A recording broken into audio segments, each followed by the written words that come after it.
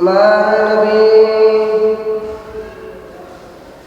যুদ্ধ দাঁড়িয়েছিল, চারদিক দিয়ে তীর মারবে, কখনো টার্গেট হলো আমাদের নবী।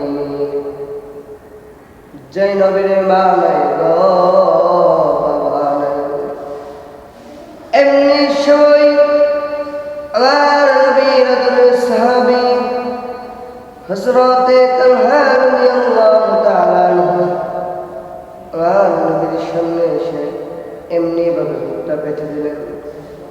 রে কাফের বেঈমানেরা, মেরে কত তীর মারবি, আমি তালহার উপরে যাই না। আমি তালহা বেঁচে থাকতে আমার রাসূলের গায়ে লাগতে দিব না।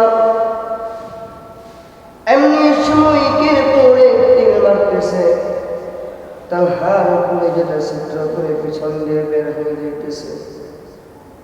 আমার নবী বলে, তালহা রে, আর কত তীরের আঘাত সহ্য করবি?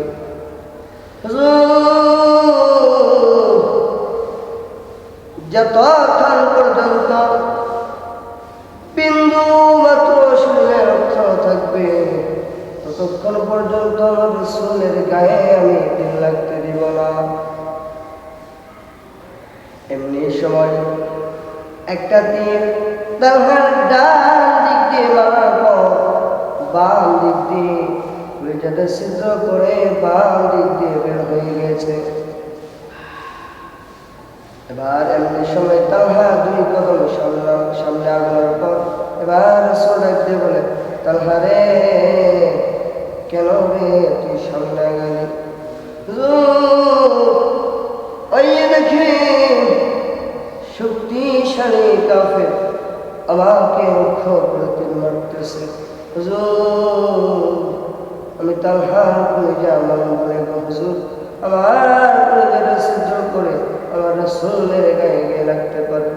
হুজুর, আমার মতো লাখো তালহার কলিজা ছিদ্র হতে পারে গো, আমার রাসূলের গায়ে লাগতে দিব না। এমনি সময় তীরটা মারার পর তালহার কলিজাটা ছিদ্র করে চলে গিয়েছে। সামান্য জন্য তালহার কলিজায় লাগে। আর তালহা লাগতে গেলেন, হুজুর, কলিজা মারাইতে পারি না। এবার নবী লাগতে বলেন, তালহা রে, আয় আমার কাছে আয়। নবী তীরগুলো খুলে আর গুনে দেখে একটা